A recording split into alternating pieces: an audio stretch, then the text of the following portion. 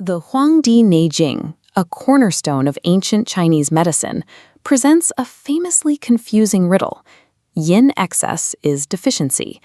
For thousands of years, students have struggled to reconcile how a state of the body can be described as both overflowing and empty at the same time.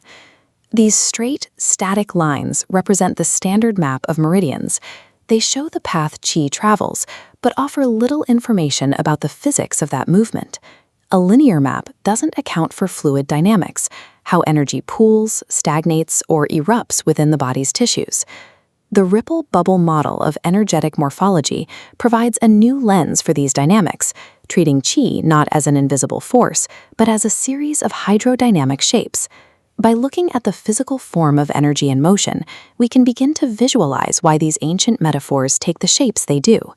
In a healthy state, qi moves like ripples on water. These subtle, continuous waves nourish the body, representing the character of yin in its purest form. When the body's energy weakens, the ripple loses its rhythmic forward momentum. The amplitude of the wave drops and the motion flattens out. Without the momentum of the wave to keep things circulating, the energy settles into stagnant, inactive pools of fluid.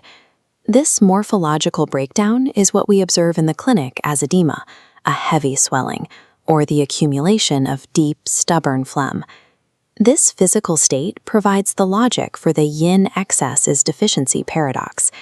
Edema isn't a surplus of Rechian fluid. It is a fundamental deficiency of movement that has resulted in a trapped pool of water. A different pathology occurs when the flow of qi is completely obstructed. When qi hits a blockade, it turns inward and builds pressure. This forms a bubble, a yang state where energy is forced to bulge outward like a trapped balloon under the skin. This shape manifests physically as sharp pain, boils, localized inflammation, or the dark, congested appearance of blood stasis. This layered morphology provides a physical basis for cases of true cold with false heat.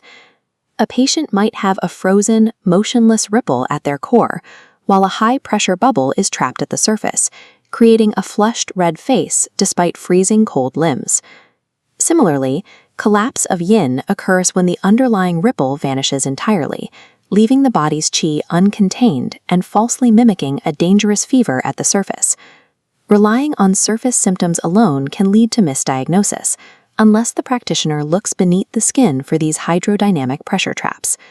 Diagnosis becomes a study of the body's landscape.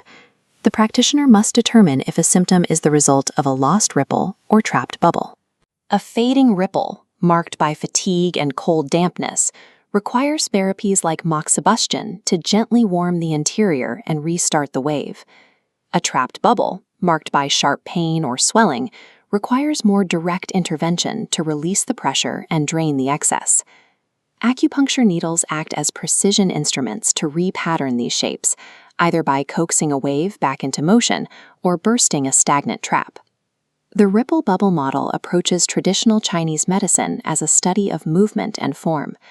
The human body is a profound landscape of hydrodynamic structures, relying on continuous, rhythmic motion to sustain its overall health.